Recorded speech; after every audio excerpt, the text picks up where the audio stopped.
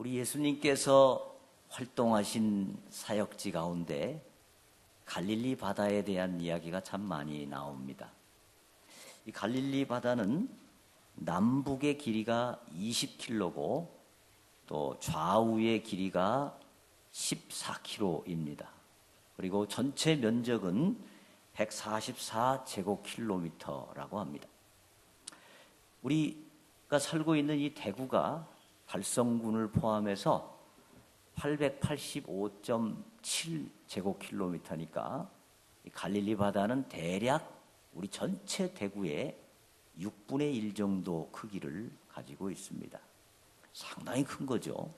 그래서 그 주변에 도시들이 많이 있었습니다. 가버나움, 거라사, 게네사렛, 벳세다, 디베랴, 우리가 많이 들어보던 그런 이름들이 다 이 갈릴리 호수 주변에 있던 그런 도시들이었습니다. 이 갈릴리 호수가 워낙 컸기 때문에 그 당시 사람들은 갈릴리를 바다라고도 많이 불렀습니다. 갈릴리 바다. 실제 갈릴리 바다는 아니죠. 호수인데 워낙 컸으니까 그렇게 불렀습니다. 이 갈릴리 바다는 이름도 굉장히 다양하게 불렸습니다. 갈릴리 바다, 디베랴 바다, 게네사렛 호수, 긴네렛 호수, 다양한 이름으로 불렸습니다만은 다 같은 곳입니다. 그래서 오늘 본문의 사건은 이 갈릴리 바다의 왼쪽에 있던 가버나움에서 예수님께서 이제 동쪽에 있는 벳세다라고 하는 곳으로 가시면서 그곳에서 일어났던 사건이 되겠습니다. 이때는 마치 유월절이 가까워오는 시기였기 때문에 많은 사람들이 예루살렘으로 몰려가고 있었습니다. 모든 예루살렘 백성들은 다 유월절 행사에 참여하기 때문에 많은 사람들이 가다가 이제 예수님을 보기를 원했습니다. 그래서 5,000명이 넘는 엄청난 사람들이 예수님에게 와서 예수님의 말씀을 듣고 예수님을 보기를 원했습니다. 그때 우리 예수님께서는 말씀을 주실 뿐 아니라 그들에게 육적인 양식도 공급을 해주시기를 원했습니다. 그래서 오늘 본문 5절에 보면 예수께서 눈을 들어 큰 무리가 자기에게로 오는 것을 보시고 빌립에게 이르시되 우리가 어디서 떡을 사서 이 사람들을 먹이겠느냐 하시니, 가장 가까이에 있는 빌립에게 물어보십니다. 우리가 어디서 떡을 구해서 이 사람들을 좀 먹일 수 있겠느냐, 그렇게 물어보시니까 이 빌립이 6장 7절에 이렇게 말합니다. 빌립이 대답하되 각 사람으로 조금씩 받게 할지라도 200데나리온의 떡이 부족하리이다. 200데나리온, 제가 한번 계산을 해봤습니다. 노동자 하루 품삯입니다. 1데나리온이. 그러면 오늘날 대략 하루를 한 7만 원 정도 받는다고 치고요. 200데나리온이면 대략 1,400만 원쯤 됩니다. 1,400만 원을 가지고 이 떡을 사면은 김밥 2,000원짜리 한 줄씩 산다고 그러면 7,000개를 살 수 있습니다. 근데 이 당시 모인 사람이 성인 남성만 5,000명이니까 여성과 아이들까지 하면 적어도 한 10,000여 명 되었을 거라고 학자들은 봅니다. 그러니까 3,000개 정도가 모자랍니다. 빌립이 상당히 정확하게 계산을 했다고 봅니다. 근데 빌립은 지금 이 7절 말씀에서 무엇을 얘기하고 싶은 겁니까? 예수님께? 예수님, 우리 1,400만 원 없잖아요. 그리고 1,400만 원이 있다 한들 지금 이곳에 어디 가서 떡을 1,400만 원어치를 사오겠습니까? 지금도 쉽지 않죠. 지금도. 근데 그때 당시에는 뭐 그런 전문적인 떡집이나 가게가 없으니까 거의 불가능하죠. 빌립의 결론은 예수님, 가능치 않습니다. 포기하시죠. 그런 얘기죠. 근데 그때 베드로의 동생 안드레는 예수님의 의중을 잘 파악했습니다. 예수님께서 무엇을 하기를 원하시는지 알고 안드레는 부지런히 군중 속에 가서 떡이 있는지를 살펴보다가 한 어린아이가 가지고 있는 도시락 하나, 오병이어가 담긴 도시락 하나를 가져다가 예수님 앞에 내어놓습니다. 그리고 예수님께서는 그 떡을 가지시고 기도하신 후에 그 많은 사람들에게 먹이셨습니다. 오늘 우리는 이 이야기를 보면서 이런 생각이 듭니다. 능력 많으신 예수님께서 왜 굳이 그 작은 어린아이의 도시락을 꼭 받아서야만 그 일을 하셨을까? 그렇지 않아요? 예수님이 하시려고만 하면 그 도시락 없어도 얼마든지 먹이실 수 있습니다. 근데 그 도시락을 필요로 하신 이유 무엇일까요? 바로 예수님께서는 사람들을 동역자로 삼으시고 그 동역자들과 함께 당신의 역사를 이루어가고 싶어 하십니다. 우리가 그냥 단순히 하나님의 로봇가 아니고 그냥 하나님의 일을 해드리는 종들이 아니고 우리를 하나님의 동역자로 삼으시기를 원하십니다. 초등학교 5학년짜리 딸이 엄마가 생일이라고 오랫동안 그 생일을 기억하면서 돈을 500원도 모으고 100원도 모으고 용돈을 모아가지고 생일날 딱 엄마에게 생일 선물을 드렸을 때 얼마나 기뻐요. 기특하고. 근데 이게 생일도 기억도 못하고 선물도 안 가져오니까 엄마가 돈을 10,000원을 주면서 야, 엄마 생일인데 생일 선물 사와. 그런 선물 받고 싶어요? 안 받고 싶어요? 별로 안 받고 싶죠. 하나님은 우리를 동역자로 만드시고 우리가 스스로 차원에서 하나님의 일을 도와드리기를 기뻐하십니다. 우리 하나님의 동역자들입니다. 하나님이 우리와 함께 일하시기를 기뻐하십니다. 우리를 통해서 기적의 역사들을 나타내시기를 원하십니다. 그렇다면 우리는 하나님의 동역자들로서 어떤 자세를 가져야 될까요? 오늘 본문을 통해서 보면 빌립을 볼 수가 있습니다. 빌립은 계산만 하고 믿음으로 하나님께 순종하지 않았습니다. 오늘 본문 6장 6절에 보면 이렇게 되어 있습니다. 이렇게 말씀하심은 친히 어떻게 하실지를 아시고 빌립을 시험하고자 하심이라. 빌립을 시험하고자 하심이라. 여기서 이 시험이란 말이 헬라어 원어는 페이라조라는 뜻입니다. 페이라조라는 것은 유혹해서 넘어뜨리다 이런 의미도 있지만 이것을 통해서 교훈을 주고자 하는 시험, 이것도 페이라조입니다. 예수님께서는 이 빌립에게 무언가를 교훈하시기를 원하셨습니다. 빌립의 신앙이 한 단계 업그레이드 되기를 원하셨습니다. 여러분, 빌립은 예수님을 따라다니면서 이미 많은 기적을 보았을 것입니다. 가나 혼인잔치에서 물로 포도주를 만드는 기적을 보았습니다. 38년 된 병자가 벌떡 일어나서 걸어가는 것을 보았습니다. 그러면 빌립은 예수님이 말씀하실 때 어떤 자세를 가져야 될까요? 계산기 두드려 보면서 예수님, 그거 안 돼요. 포기하시죠. 이런 얘기를 해야 되겠습니까? 아니요. 예수님이시라면, 예수님이 원하신다면 모든 것이 가능하다. 이 믿음을 가지고 그 믿음을 어떻게 나타낼 것인가, 어떻게 순종할 것인가를 생각해야 그게 빌립이죠.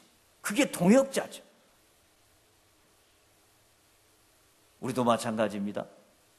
우리도 하나님의 말씀 앞에서, 하나님의 뜻 앞에서 자칫 계산기를 두드리기 쉽습니다. 5분 뒤에 어떤 일이 일어날지 알지도 못하는 이 제한된 머리를 가지고, 아무리 좋아도 IQ 200도 안 되는 머리를 가지고 하나님의 말씀을 판단하는 거예요. 그건 아니죠. 그건 안 되죠. 불가능합니다. 그래서는 주님이 기뻐하시는 동역자가 될 수 없습니다. 주님이 기뻐하시는 동역자는 내 생각을 내려놓고 안드레처럼 부지런히 나가서 떡을 찾아보고 주님이 원하시면 나는 순종한다, 이런 마음으로 일하는 사람, 그 사람이 바로 주님이 기뻐하시는 동역자인 줄로 믿습니다. 안드레 8절과 9절에 나옵니다. 안드레는 계산기를 두드리는 빌립과 달리 예수님의 의중을 정확하게 파악했습니다. 예수님의 동역자가 가져야 될 중요한 자세, 예수님의 마음을 파악하는 겁니다. 예수님이 지금 무엇을 원하실까? 예수님이시라면 지금 무엇을 원하실까? 이걸 파악하고 그는 부지런히 찾아다니다가 한 어린아이가 도시락 가지고 있는 것을 발견했습니다. 9절에 나옵니다. 9절 다 함께 읽어보겠습니다. 시작. 여기 한 아이가 있어 보리떡 5개와 물고기 2마리를 가지고 있나이다. 그러나 그것이 이 많은 사람에게 얼마나 되겠사옵나이까. 아멘. 안드레는 그 어린아이가 가지고 있는 도시락을 보고 사실 많이 좀 낙심이 됐습니다. 왜냐하면 이 도시락에 들어있는 오병이어는 보리떡 5개인데, 보리떡은 그 당시에 아주 가난한 사람들, 하층민들이 먹는 음식이었습니다. 심지어 너무 음식의 질이 낮기 때문에 동물들에게 주었던 떡이기도 합니다. 그리고 물고기 2마리, 보통 이 물고기는 성경에 익투스라는 말로 나오는데 여기에서는 옵사리온이라고 나옵니다. 이 옵사리온이라고는 뭡니까? 어부들이 고기를 잡아서 이 고기를 팔아야 되는데 너무 작아서 상품 가치가 없기 때문에 그만 물가에 버려버리는 그런 물고기들입니다. 가난한 사람들이 그걸 주워다가 소금에 절여서 오랫동안 먹는 그런 물고기입니다. 그러니까 이건 도대체 너무너무 빈약한 그런 도시락입니다. 거기다가 도시락의 양이 많기라도 합니까? 딱 하나 있는 도시락입니다. 그러니까 안드레가 생각할 때 이건 도저히 이 사람들에게 어떻게 붙일 수 있는 그런 도시락이 아니라는 것을 이야기하고 있습니다. 그런데 우리 주님께서는 사람이 보기에는 아무것도 아닌 그 도시락 하나, 그걸 가지시고 그것을 통해서 놀라운 역사를 일으키십니다. 무엇을 말씀합니까? 주님은 도시락이 얼마나 많으냐 적으냐, 내용물이 얼마나 품질이 좋으냐 안 좋으냐, 이게 중요한 게 아닙니다. 무엇이든지 주님 손에 맡겨지면, 주님 손에 들려지면, 주님 손에 들여지면 우리 주님은 그것을 통해서 기적의 역사를 이루신다는 것입니다. 우리는 우리 자신을 보면서 우리 자신이 오병이어 같이 생각될 때가 있습니다. 너무 보잘것없고 도대체 우리에게 주어진 이 일을 감당하기에는 너무 부족한 나 자신을 발견할 때가 많이 있습니다. 돈도 별로 없습니다. 학력도 그저 그렇습니다. 생긴 외모도 자유방임형으로 생겨가지고 누가 알아주지도 않습니다. 또 그 다음에 돈이 많은 것도 아니고 뒷배경이 좋은 것도 아니고 도대체 나 자신을 바라보면 오병이어처럼 생각이 돼서 실망될 때가 있어요. 그리고 뭐 일이 좀 잘 될 때는 뭔가 되는 것 같은데 뭐가 일이 안 되고 시험에 떨어지고 사람들에게 무시를 당하고 이럴 때 막 한없이 낮아지면서 지하 4층으로 막 내려갑니다. 난 도대체 뭐야? 내가 할 줄 아는 게 뭐야? 내 인생은 뭐야? 이러면서 막 낙심합니다. 특히 노인이 될수록 그런 일이 많습니다. 젊었을 때는 그래도 돈도 벌고 사회적 지위도 있고 뭐 인기도 있고 그러니까 막 잘 나가는데 노인이 되면 일도 없죠. 그러니까 돈도 없죠. 사회적 지위도 없죠. 사람들도 은근히 무시하죠. 신호등 파란불 들어오면 빨리 건너가고 싶은데 마음은 가는데 몸이 안 가는 거야. 답답하고 몸은 아프고 그러니까 막 자꾸 낙심하고 좌절되고 절망됩니다. 이게 뭐 자녀들도 돈 주면 좋아하는데 돈 없으면 그냥 자녀들도 시큰둥하고 잘 찾아오지도 않고 손주들도 돈 주면 할아버지 그러는데 돈 안 주면 뭐 별로 관심도 없어요. 명절을 두고 어떤 며느리가 시어머니에게 문자를 보냈습니다.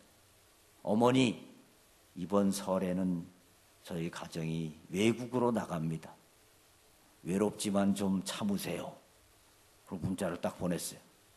시어머니가 그 문자를 딱 받고 이렇게 답신을 했습니다. 그래, 외롭지만 참을게. 외국 잘 갔다 와라. 그런데 지난번에 부동산 팔고 남은 돈 15억을 이번에 나눠주려고 그랬는데 없던 것으로 하자. 그렇게 보냈어요. 그러니까 며느리가 당장에 다시 답신을 보낸 거예요. 어머니 죄송해요. 친정어머니한테 보내는 문자를 잘못 보냈어요. 어머니 좋아하시는 소갈비살 만들어가지고 일찍 달려갈게요. 시어머니가 다시 답신합니다. 그래 고맙다. 너밖에 없다. 그런데 내가 요즘 눈이 어두워져서 그런지 150만 원 남았다는 거를 15억이라고 썼구나. 네? 여러분, 우리 노인 어르신들 힘내시기 바랍니다. 자식들이 좀 몰라주고 사람들이 좀 안 알아주고 사람들이 무시하더라도 하나님이 여러분과 함께 계시잖아요. 하나님이 여러분을 책임지시잖아요. 그리고 하나님이 여러분을 위하여서 최고로 좋은 집을 지금 예비하고 계시잖아요. 맨션이 뭡니까? 맨손으로 들어가도 시원하게 살 수 있다. 그게 맨션입니다. 맨션. 하나님이 여러분을 위해서 영원한 맨션을 준비하고 계세요. 사람들이 안 알아주더라도 낙심치 마시기 바랍니다. 우리 사람이 그래요.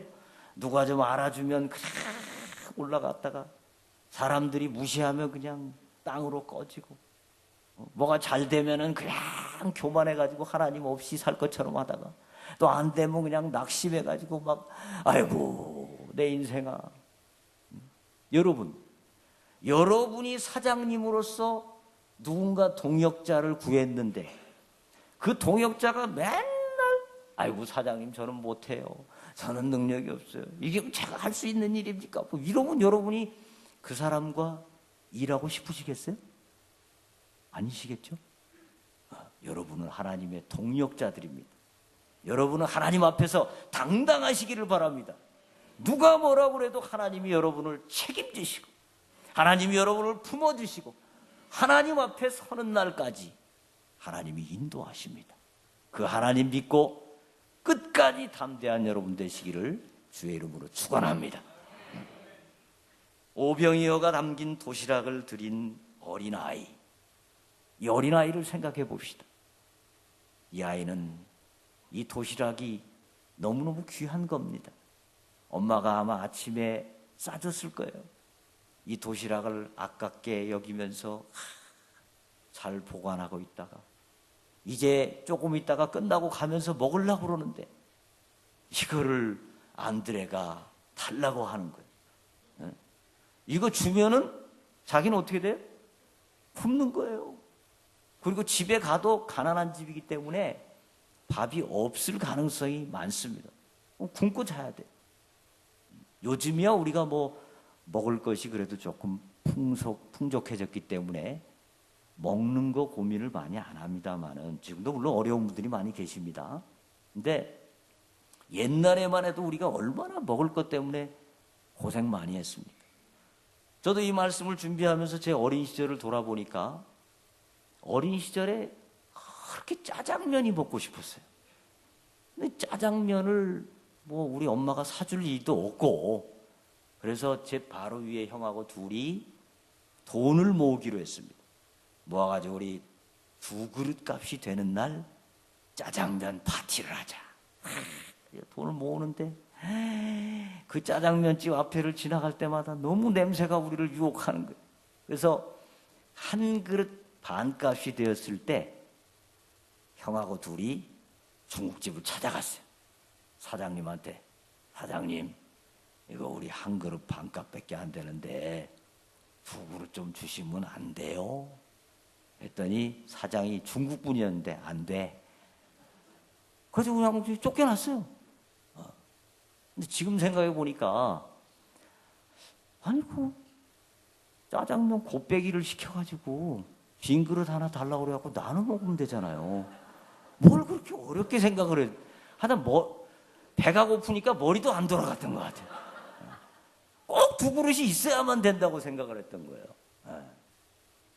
자, 이 어린아이 참 귀한 그 도시락을 주님께 드렸습니다.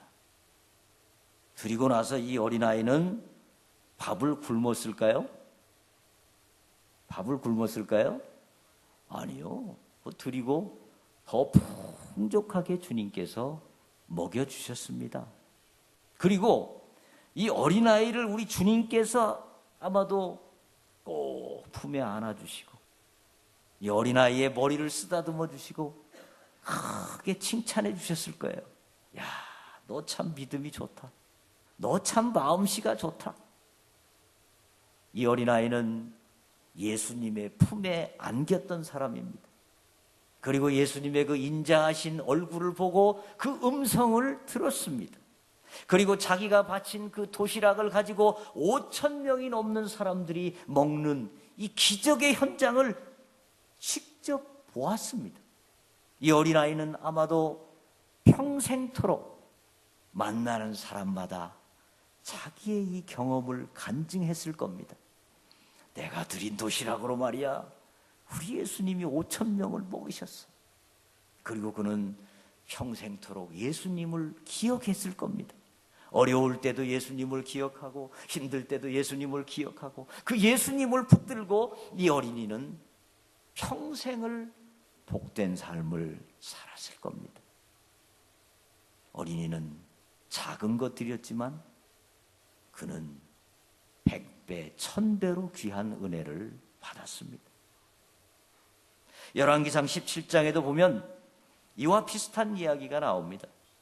엘리야 선지자 당시에 온 지역에 흉년이 들어가지고 먹을 것이 없었습니다. 그때 하나님께서는 엘리야에게 저 사렙다에 있는 과부에게로 가서 의지하라. 그렇게 말씀을 하셨습니다. 엘리야는 이 말씀을 듣고 아마 하나님께 좀 항변을 했을지 모릅니다. 하나님, 어디 갈 데가 없어서 과부 집에를 가라고 합니까? 과부가 무슨 돈이 있습니까? 과부가 또 여자인데 괜히 과부 집에 갔다가 제가 무슨 소문나면 어떻게 합니까? 하나님, 저 좀 봐주세요. 그랬을지 모릅니다. 근데 엘리야는 순종하죠. 순종해서 갔는데 또 하나님이 뭐라고 그러세요? 너 저 과부가 마지막으로 먹고 자기 아들과 이제 먹고 죽으려고 하는 그 떡 먼저 네가 달라고 그래라. 그거 먹어라. 엘리야가 아마 하나님, 제가 아무리 양심이 없는 사람이라고 했지만 저 마지막으로 먹고 죽으려고 하는 저 밀가루 떡 저걸 제가 달라고 그러면 어떻게 합니까? 도저히 입이 안 떨어집니다. 그랬을 거예요. 그런데 결국 엘리야가 또 순종합니다. 그리고 17장 16절에 이렇게 말씀합니다. 여호와께서 엘리야를 통하여 하신 말씀같이 통의 가루가 떨어지지 아니하고 병의 기름이 없어지지 아니하니라. 아멘. 통의 가루가 떨어지지 아니하고 병의 기름이 없어지지 아니하는 놀라운 축복의 역사, 바로 엘리야를 통하여 하나님께서 이루어 주셨습니다. 이 사렙다 과부의 입장에서 생각하면 이건 너무 과한 헌신인 것 같습니다. 그렇죠? 마지막으로 먹고 죽으려는 그 떡, 그걸 달라고 하는 거, 이거 얼마나 과도한 헌신의 요구입니까? 근데 사렙다 과부는 그 헌신을 통해서 흉년이 다 끝날 때까지 밀가루와 기름이 떨어지지 아니하는 놀라운 은혜를 받았습니다. 할렐루야. 우리에게 하나님이 헌신을 요구하시는 것은 하나님이 없어서가 아닙니다. 다 하나님 겁니다. 그러나 하나님은 우리를 동역자로 만드시기를 원하십니다. 우리가 기쁘게 하나님의 동역자가 되기를 원하십니다. 우리가 하나님의 동역자가 되면 하나님께서는 우리가 생각지 못하는 놀라운 은혜를 부어주실 것입니다. 우리가 이 마음으로 하나님의 동역자들이 되어야 합니다. 우리 주님께서는 오늘 본문 12절에 이렇게 말씀하십니다. 우리 다 함께 읽어보겠습니다. 시작. 그들이 배부른 후에 예수께서 제자들에게 이르시되 남은 조각을 거두고 버리는 것이 없게 하라 하심으로. 아멘. 예수님께서는 기적을 다 베푸신 후에 남은 떡 조각을 버리지 말고 다 모으라고 말씀하십니다. 어떻게 생각하면 예수님께는 그게 아무것도 아니잖아요. 기도하면 뭐 5,000명, 10,000명 먹일 떡이 나오는데 그거 12광줄이 그 뭘 아깝다고 그렇게 또 모으라고 그러시나, 그런 생각할 수 있습니다. 그런데 이 모으라고 하는 것은 오늘의 관점에서 보면 우리가 환경 보호를 위해서 책임을 다해야 된다, 그런 말씀이 될 수도 있습니다. 음식물을 너무 많이 남긴다든지 음식물 쓰레기를 많이 남겨가지고 우리 환경을 파괴하고 낭비하는 것, 뭐 일회용품을 너무 많이 써가지고 그것으로 인해서 우리 환경을 파괴하는 것, 이거 우리가 아주 중요하게 다루어야 될 책임입니다. 또 동시에 그 떡이라고 하는 것은 무엇을 상징합니까? 바로 하나님께서 주신 은혜의 표징입니다. 하나님께서 기적적으로 만들어주신 떡입니다. 그 떡을 볼 때 우리는 무엇을 생각합니까? 하나님께서 나에게 베푸신 은혜야. 하나님께서 나에게 베푸신 사랑이야. 그걸 기억하면서 감사하는 것입니다. 우리가 하나님의 은혜를 많이 받고 눈물 콧물을 흘리면서 감사하던 때가 있었습니다. 그런데 어느샌가 그 은혜를 잊어버리고 그 은혜에 감사함이 없고 하나님 없이도 살 것처럼 하나님께 무관심하게 살 때가 있습니다. 오늘 하나님께서는 말씀하십니다. 그 떡 다 거두어 드려라. 내가 받았던 은혜를 다시 거두어 드려라. 내가 하나님으로부터 받았던 그 은혜들 다시 기억하고 감사와 기쁨과 눈물을 회복해라. 그 말씀을 우리에게 주시는 것입니다. 여러분, 주유소 자동 세차장에 가보면요, 딱 차가 들어가면 물이 착착착 나오죠. 근데 그 물이 내 몸에 한 방울도 안 들어옵니다. 왜 그러죠? 유리 창문을 딱 닫고 있으니까. 닫고 있으면 물 안 들어옵니다. 하나님의 은혜도 이와 비슷합니다. 하나님의 은혜는 과거에도 내렸습니다. 오늘도 내립니다. 지금도 내리고 계십니다. 하나님의 은혜는 언제든지 우리에게 내리십니다. 다만 우리가 마음 문을 닫고 있으면 하나님의 은혜는 모르게 됩니다. 하나님의 은혜는 은혜로 인식되지 않습니다. 여러분, 마음 문을 활짝 여시기를 축원합니다. 마음 문을 넓게 여시고 하나님께서 주셨던 은혜를 세어보시기 바랍니다. 그리고 그 은혜 속에서 느꼈던 기쁨과 감사와 감격과 눈물을 다시 회복하시고 하나님의 동역자로서 하나님 정말 기쁘시게 하는 멋진 헌신을 하시고 그러면서 하나님께서 주시는 놀라운 기적들을 체험하시는 여러분 되시기를 주의 이름으로 축원합니다.